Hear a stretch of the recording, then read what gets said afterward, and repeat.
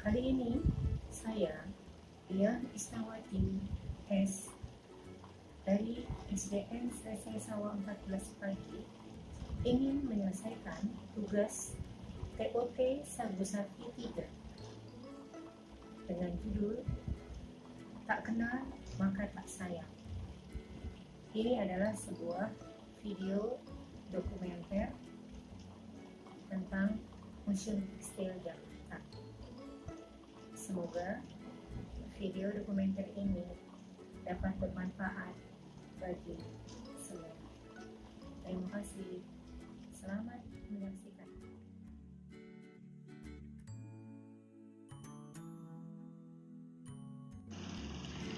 Video dokumenter oleh Diah Isnawati, SDN Selesai Sawah 14, Jakarta.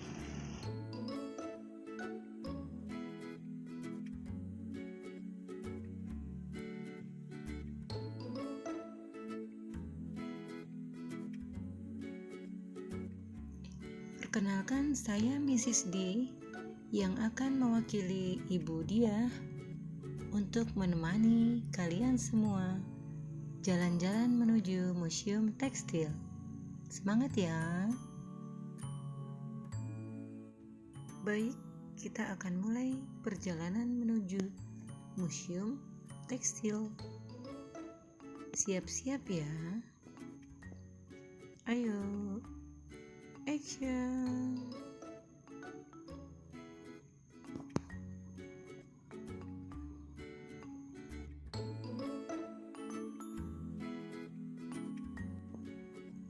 Sebelum berangkat, kita berdoa dulu ya.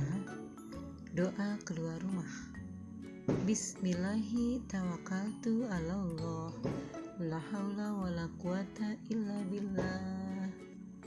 Amin.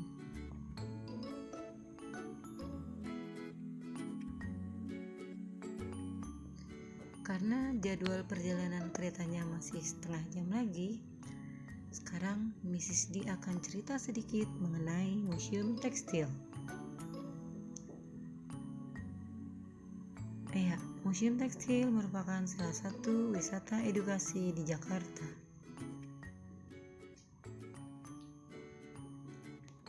Mengapa Museum Tekstil? Iya, Museum Tekstil menurut Mrs. D dan Ibu Dia, Museum Tekstil itu kurang mendapat perhatian dari masyarakat banyak, apalagi warga Jakarta. Mereka sedikit yang tahu tentang Museum Tekstil ini. Bahkan saat Mrs. D coba cari di internet, Mrs. D ketik Museum Tekstil, tempat wisata di Jakarta, Museum Tekstil. Ternyata di daftar nama tempat wisata di Jakarta tidak ada tuh yang namanya Museum Tekstil. Adanya yang lain tuh, yang terkenal itu. Jadi Museum Tekstil tidak ada di dalam daftar nama tempat wisata di Jakarta. Padahal Museum Tekstil itu penting loh. Ada yang sudah tahu lokasi Museum Tekstil? Nah, kalau belum tahu, Mrs. dikasih tahu ya. Ini kita ada mapnya di sini nih. Jadi Museum Tekstil itu lokasinya di Jakarta Pusat. Patokannya itu Tanah Abang, Pasar Tanah Abang atau Stasiun Tanah Abang. Kalau sudah ketemu itu nama Tanah Abang, berarti kita sudah dekat dengan Museum Tekstil. Jarak dari Tanah Abang ke Museum Tekstil itu hanya kira-kira 1 kilometer, mungkin kurang, tidak sampai. Bagi yang suka jalan kaki, kalau sudah sampai Tanah Abang bisa jalan kaki menuju ke sana. Nggak jauh kok. Ini adalah sedikit kisah tentang Museum Tekstil. Akan Mrs. ceritakan ya, selayang pandang Museum Tekstil. Jadi Ini menurut catatan yang ada, sejarah rumah ini diketahui mulai abad ke-19. Jadi rumah ini tadinya adalah rumah tinggal, gedung ini ya. Padahal ini luas sekali, sekitar 16.000 meter. Yang diketahui pemilik pertamanya adalah seorang berkeluarga negaraan Perancis di abad ke-19 itu. Nah, kesininya ini rumah berpindah-pindah tangan ya, disewa, dikontrak, dipindah tangankan, mulai dari orang pertama orang Perancis, lalu dibeli oleh orang Belanda, lalu berpindah tangan lagi menjadi dimiliki oleh orang Cina atau Tionghoa. Lalu gedung ini juga pernah dijadikan markas besar BKR ya, pada masa perjuangan itu sekitar tahun 1945. Lalu gedung ini juga pernah disewa oleh Departemen Sosial pada waktu itu, tahun 1950-an ya, disewa oleh Departemen Sosial untuk dijadikan tempat tinggal bagi karyawannya. Dihuni sekitar 40 keluarga karyawan Departemen Sosial. Tapi setelah itu gedung ini atau area ini, karena nggak cuma satu gedungnya ya, dijadikan tempat penampungan orang-orang lanjut usia oleh dinas sosial gitu. Nah, sampai pada akhirnya gedung ini dibeli oleh dinas sosial sekitar tahun 1950 ya.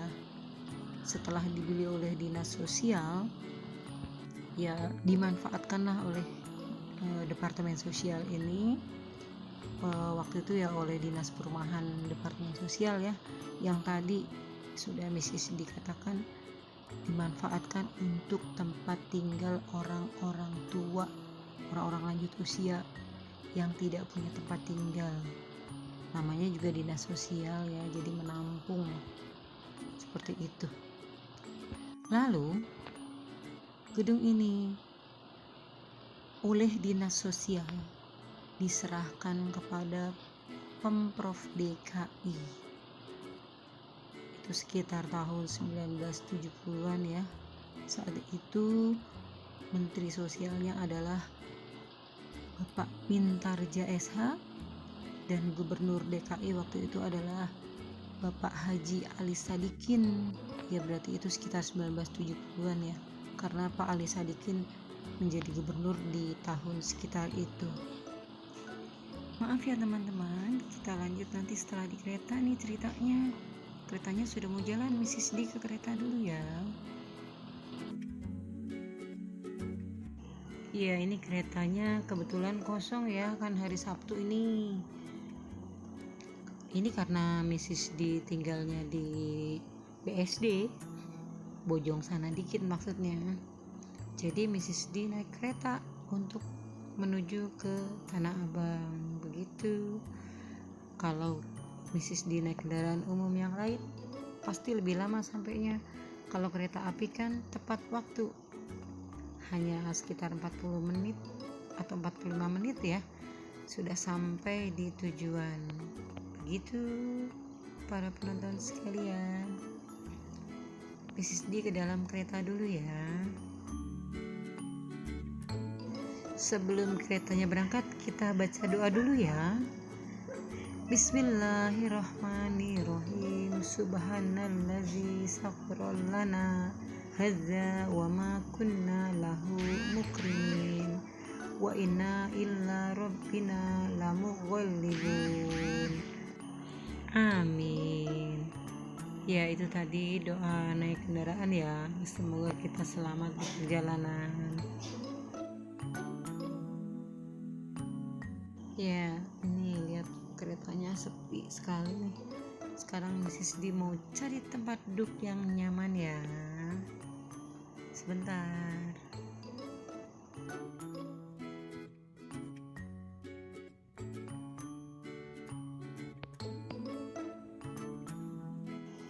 Alhamdulillah. Nah, Mrs. dia penduduk nih di sini. Kita lanjut cerita tadi ya. Tadi setelah diserahkan oleh Departemen Sosial kepada Pemprov DKI, maka Pemprov DKI memfungsikan gedung ini menjadi museum tekstil, dan peresmiannya dilakukan oleh Ibu Tin pada 28 Juli 1976. Nah, fungsi museum tekstil itu adalah menyimpan, memamerkan, dan mengawetkan jenis-jenis tekstil seluruh Nusantara. Jadi tidak hanya dari DKI saja ya, tapi dari berbagai daerah.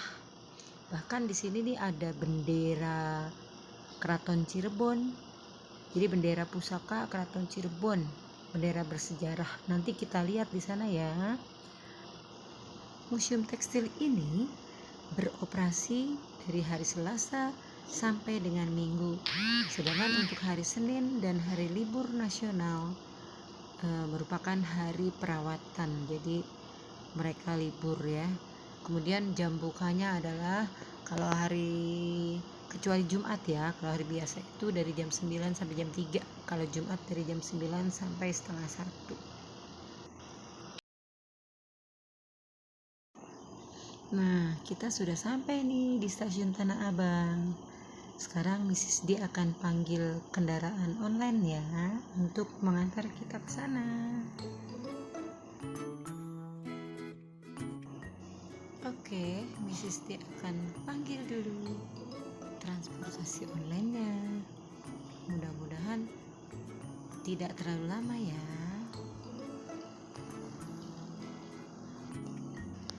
Sudah dapat transportasi online-nya. Ini agak lama tadi karena harus panggil 2 ya. Kita kan bertiga nih. Sekarang kita tinggal menunggu si abang ojeknya. Tuh kan, tidak sampai 10 menit kita sudah sampai di Museum Tekstil. Memang dekat sekali dari Tanah Abang ke sini ya. Nah, sekarang Mrs. D mau foto dulu di sini supaya ada kenang-kenangan kita. Ayo, sini kita foto dulu. Cheese. Gaya. Ayo, ini ponakan-ponakan Mrs. D nggak mau dia di foto kelihatan, nanti dia bosnya belakangan.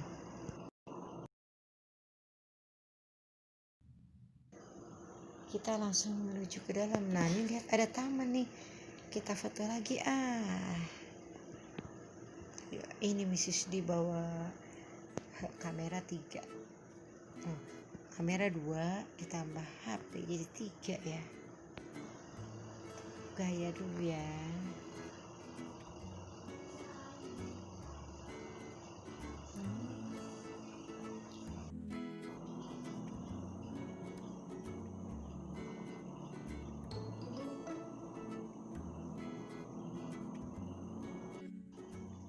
Sekarang kita langsung menuju ke loket ya.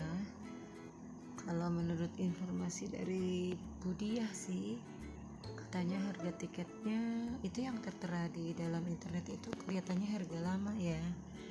Karena kata Budiah tiketnya 7.500-an gitu. Tapi karena Mrs. D ingin membatik bersama anak-anaknya Ibu Diah, jadi kata Budiah nih harga tiketnya sekitar 40 ribuan begitu. Mudah-mudahan tidak naik ya, atau belum naik. Tapi kalau untuk orang luar negeri beda loh, tiketnya lebih mahal.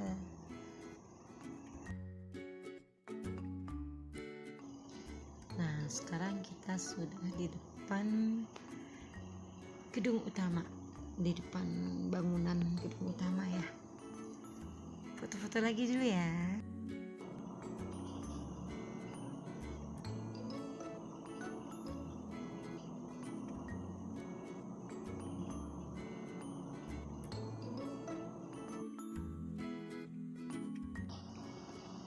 Ini adalah pintu masuk.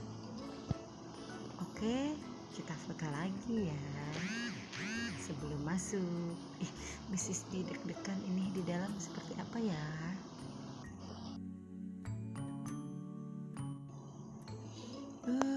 Sejuk sekali. Apa mungkin karena kita baru dari luar ya, jadi terasa sejuk sekali di dalam sini.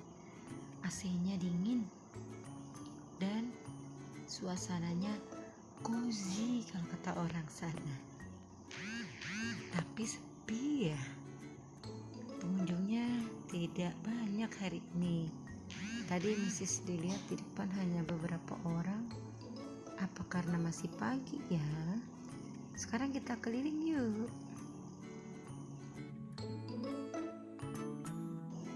Nah, ini kain-kain tenun daerah ya. Di sini terdapat berbagai macam daerah dari seluruh Nusantara. Pokoknya dari Sabang sampai Merauke ya. Jadi tekstil seluruh Indonesia dimuseumkan di sini, disimpan, dirawat, diawetkan. Kalau yang rusak diperbaiki, kalau yang masih bagus diawetkan dan dipamerkan kalau masih bagus tentu saja. Oke, kita pindah ya ke sebelah sini nih. Nah, kalau ini aneka batik Nusantara. Ada batik Solo, Jogja, Cirebon, Pekalongan, Palembang, Riau. Jadi dari seluruh Indonesia ya. Yang ini, nah ini gambar-gambar motif batik yang ada di Indonesia, lengkap dengan deskripsinya, dengan penjelasannya. Motifnya motif apa, artinya apa, ya maknanya bagaimana. Pokoknya jelas di sini semuanya. Kita pindah lagi ya. Nah, kalau ini biasanya nih kalau sedang ada pameran di tengah-tengah sini nih dipajang. Ini kebetulan sedang ada tenunan-tenunan ya, dan juga alat-alat tenun. Kita pindah lagi yuk. Nah, ini dia yang tadi Mrs. dibilang. Ini adalah bendera pusaka dari Kerajaan Cirebon yang biru itu ya. Iya, itu bahannya terbuat dari kapas ya atau cotton. Lalu tulisannya itu kaligrafi Arab. Indah sekali ya. Nanti foto di sini ya. Kalau ini beraneka ragam batik tulis yang usianya sudah puluhan bahkan ratusan tahun ya. Motifnya macam-macam, halus-halus, cakep banget ya. Sama ini juga masih, ini batik tulis. Buatannya betul-betul indah. Kita lanjut. Nah, kita kembali ke tempat pertama tadi ya. Mrs. D mau foto di sini.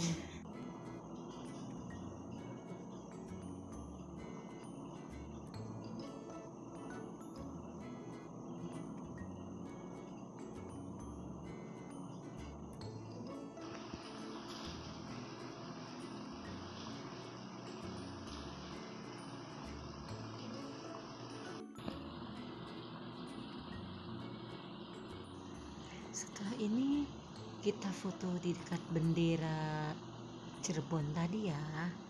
Kelihatannya bagus tuh foto di sana. Oke, kita ke sana ya.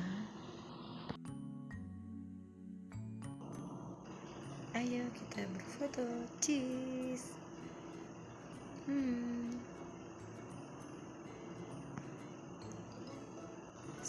2, 3. Cheese. Make fee. Oke. Ya, sekarang yang Polaroid ini biar langsung jadi fotonya. Kita langsung ke kantin ya. Iya, kita ke kantin tadinya mau cari makanan kecil nih buat bocil-bocil dua ini. Tapi ini kita bisa lihat aneka cindramata yang dijual di sini ya, aneka bahan atau kain tenun. Nah yang ini adalah aneka kain. Kalau yang tadi ada tas, ada dompet, yang ini kain-kain. Oke. Ya, ada juga itu berbagai pakaian batik ya. Siapa tahu ada pengunjung yang berminat. Dari sini kita akan langsung ke pendopo batik. Kita akan belajar membatik di sana. Saksikan ya. Kita sudah sampai nih di depan pendopo batik. Nah, itu bacaannya ya. Pendopo batik. Bangunannya bangunan serba kayu ini, coklat semuanya, dan terbuka ya, namanya pendopo. Jadi nanti di dalam kita lihat bagian dalamnya ya, tapi dari luar kelihatannya adem sekali nih di dalam sana. Ayo kita masuk ke dalam pendopo batik.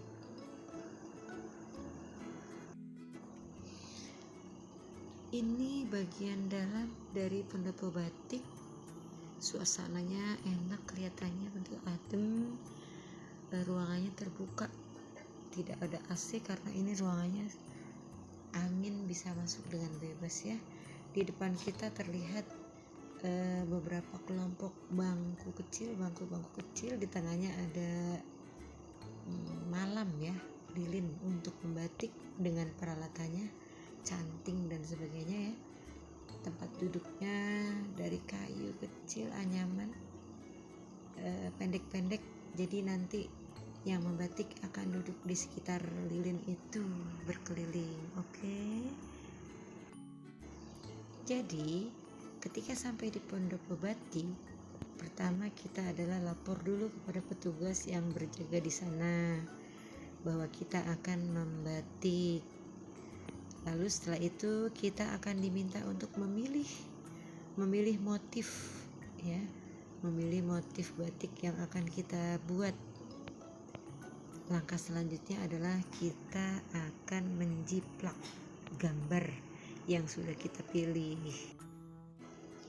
Jika gambar yang sudah kita jiplak selesai, nah maka kita akan diminta untuk duduk di sekeliling lilin. Itu dia malam, peralatan dengan cantingnya di tengah-tengah.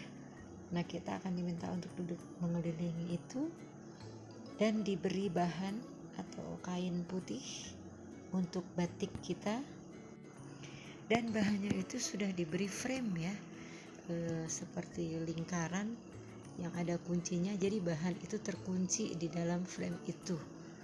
Nah, di tengah-tengahnya adalah gambar yang akan kita buat menjadi batik kita. Oke, kita langsung praktek ya. Nah, ini dia proses membatik. Yang pertama adalah membuat pola atau molani. Yang kedua adalah melekatkan lilin atau ngelowongi. Lalu melekatkan lilin 2. Kemudian melekatkan lilin 3. Dan yang terakhir adalah mewarnai dan merebus. Setelah itu dijemur deh nanti batiknya. Kita harus menunggu sampai batik kering.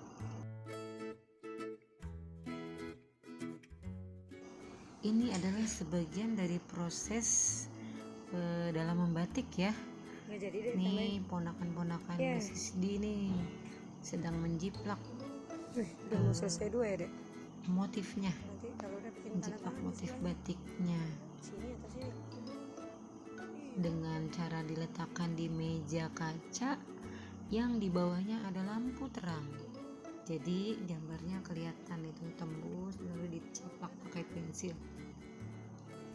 Ketika gambar ini nanti selesai, maka ini kan kita gambarnya di kain ya, kainnya langsung diberi frame batik khas atau Cirebon. bidai kalau menurut istilahnya. Nah ini ruangannya. Kebetulan di sini nggak begitu ramai ya. Memang jarang tahu jadi seperti ini. Kita masih menebalkan atau menjiplak ya. Nah, ini sudah proses ngiseni tadi ya, pakai lilin tadi. Jadi motif yang sudah ada tadi diberi lilin di atasnya. Dipesan oleh petugasnya itu jangan sampai putus gitu katanya. Jadi lilinnya harus sesuai dengan garis yang ada. Nah, seperti ini penampakan setelah diberi lilin ya. Yang hijau itu yang namanya frame atau bidainya. Yang dipegang anak itu adalah canting. Yang coklat-coklat itu adalah lilin. Nah, ini ketika motif sudah selesai ditebalkan pakai lilin seperti ini. Lalu setelah ini kita akan bawa ke bagian pewarnaan ya. Nah, biasanya anak akan ditanya nih oleh petugasnya, mau warna apa dek? Gitu. Nah, kemarin ponakan satu Mrs. D ini minta warna merah, sementara yang ponakan 2 minta warna biru. Ini penampakan. Oh ya, sebelum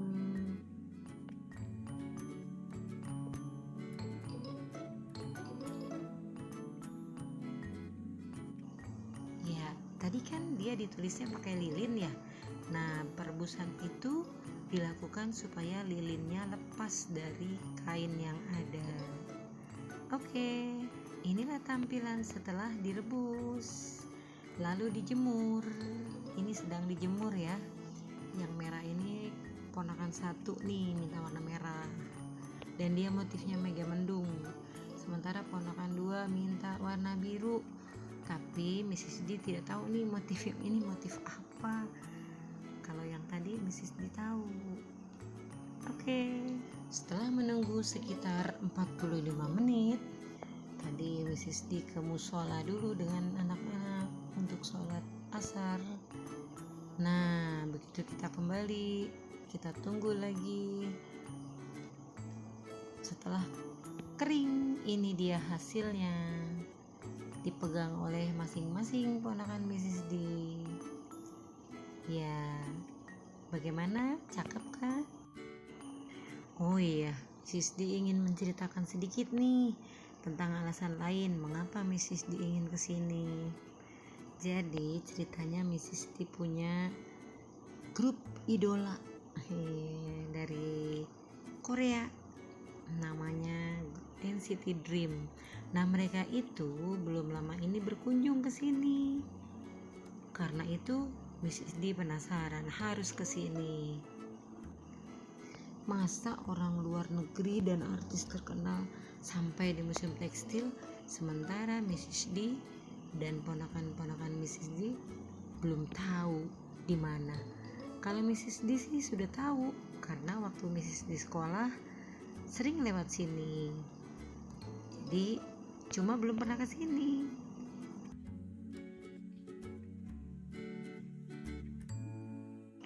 Nah, ini nih foto NCT Dream sedang membatik. Nih mereka sedang memasang lilin ya. Lalu ini foto mereka setelah batik mereka jadi. Bagus-bagus kelihatannya tuh hasilnya ya.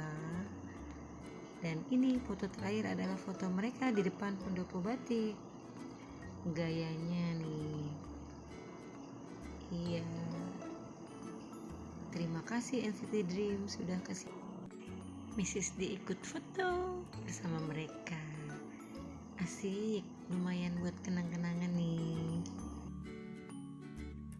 Sebelum kita pulang, Mrs. D ingin memperlihatkan dulu bahwa di sini ada juga yang namanya Taman Pewarna Alam. Di dalam taman ini berisi tumbuh-tumbuhan yang bisa menjadikan warna pada makanan atau pakaian atau bahan atau apapun ya. Contohnya adalah daun seperti kunyit, daun suci dan lain sebagainya. Kita tidak sempat kesana nih dan lain-lain. Sore sih ya. Mrs. D tidak sempat berkeliling di sini nih karena sudah sore. Lalu ada lagi yang namanya galeri batik. Di dalam galeri batik ini terdapat khusus bermacam-macam batik dan juga peralatan yang digunakan untuk membatik. juga menenun ya. Bagi kita yang beruntung atau lucky, saat kita kesini kita bisa praktek dan menggunakan alat-alat yang ada di sini, tapi tidak setiap hari seperti itu. Jadi hanya pada waktu-waktu tertentu.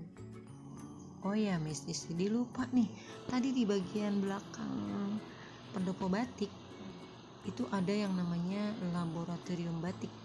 Di sana tempat untuk memperbaiki batik-batik yang rusak. Teman dan para penonton semua, sebetulnya Mrs. D masih ingin banyak cerita nih, tapi karena sudah sore, kita semua sudah kecapean, jadi Mrs. D pamit dulu saja ya. Mrs. D akan segera panggil ojek online untuk ke Tanah Abang, dan kita dari sana langsung menuju rumah ya. Oh ya, Mrs. D tidak lupa mengucapkan selamat tahun baru 2021. Semoga di tahun 2021 ini kita semua menjadi semakin lebih baik. Sebentar, Mrs. D akan panggil ojek online-nya.